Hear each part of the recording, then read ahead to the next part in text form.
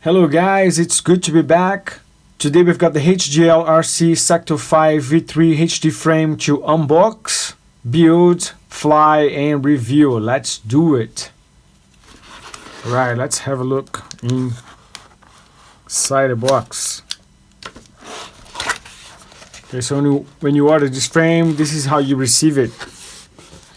Usually HGL will separate everything properly, because I've had HGLRC products before and every time they send in stuff, it's well packed and I've got the manuals and everything separate. So I'm expecting it to be the same with this one. So let's have a look. Okay, we got a bubble wrap there. Alright, we got a manual, which is pretty good. It can be useful, it can be handy, especially for those who are starting the hobby and building their first quad. So this is pretty useful indeed. Let's put it to the side. All right, let's go straight to the carbon now. So look at how they actually pack all the parts before they ship. Everything is packed in vacuum packaging and separate, which is pretty good actually. To be honest, I've never seen any other frame shipped like this before. Awesome. Okay. And then we've got a bag full of stuff, full of parts for us to dig in. Let's do it.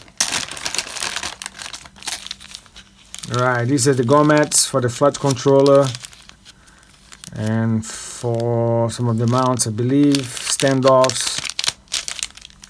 Nice. We've got different sizes screws here. They are already labeled, which is pretty good. 12, 25s, and so on, etc., etc. As usual, we've got some stickers and we've got some straps. Let's check how many straps we got here.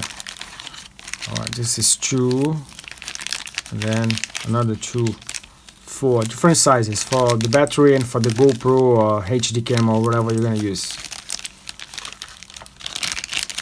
This is a pad for the battery. Nice.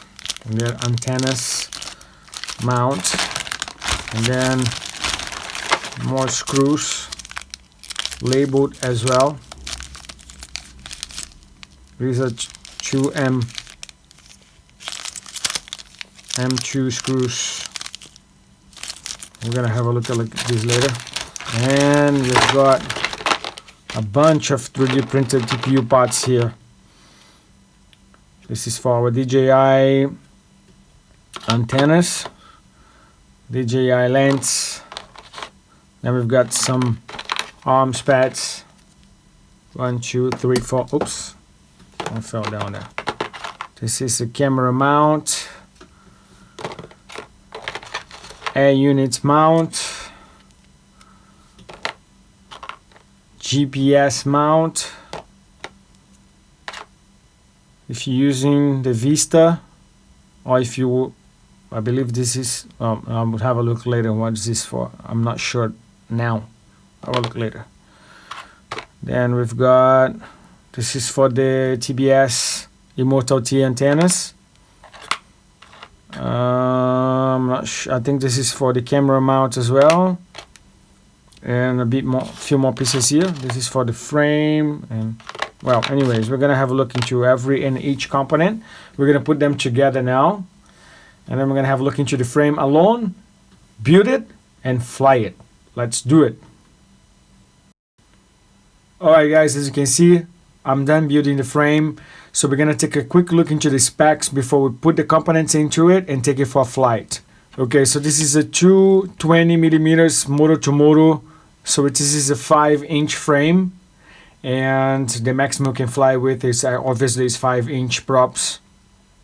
And by the touch, I can tell you that the edges are well sanded and there's no sharp edges, there's no sharp carbon fiber spikes around the frame, the whole frame. So it's pretty easy and safe to handle it.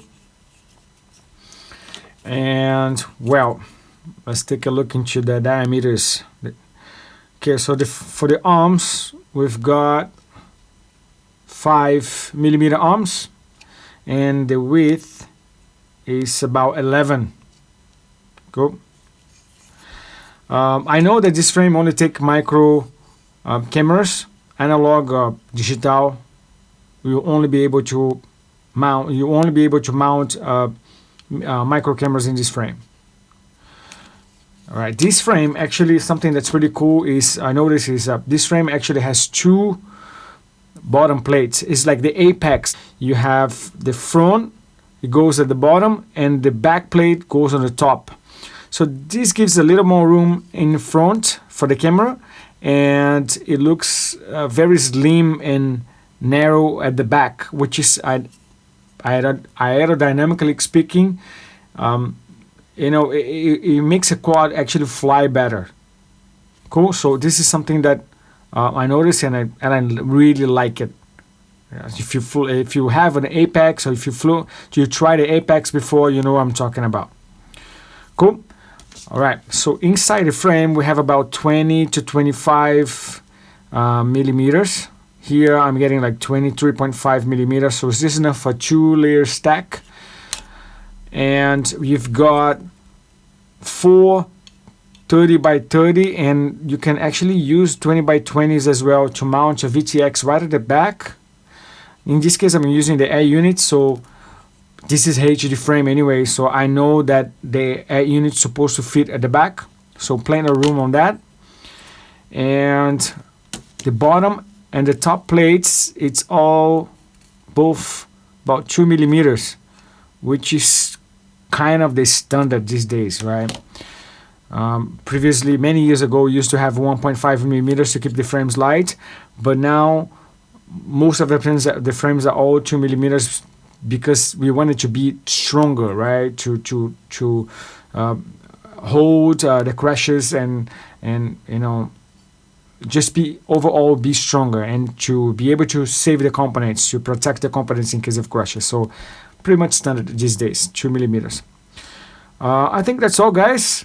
Oh yeah, just before we go, I want to check how many grams this freestyle frame has. So my scale is at 0 now, and we are getting 121. Obviously, there's no components, there's no TPU parts, so I'm just gonna throw in the TPU parts that we use for this frame, and then let's see how much more we're getting. Yeah, just put everything on top here. Okay, we are at 1. Whoa, okay. Everything to keep the frame, to keep the quad safe. All right, right now we are 168 grams, which is honestly, it's not the lightest, but it's not the heaviest either. Once you throw in some TPU parts into any frame, it's going up, this much, about 40 to 50 grams. GoPro mounts and arm protectors and all that stuff will definitely add on. But if you've got strong components, powerful components like powerful motors and all that stuff, then shouldn't be a problem at all. So right now, what we're gonna do is we're gonna throw in some parts, put some motors, ESCs, and camera, air units, and all that stuff, and we're gonna fly it. Let's go. Let's fly this thing. Let's see how it's gonna fly.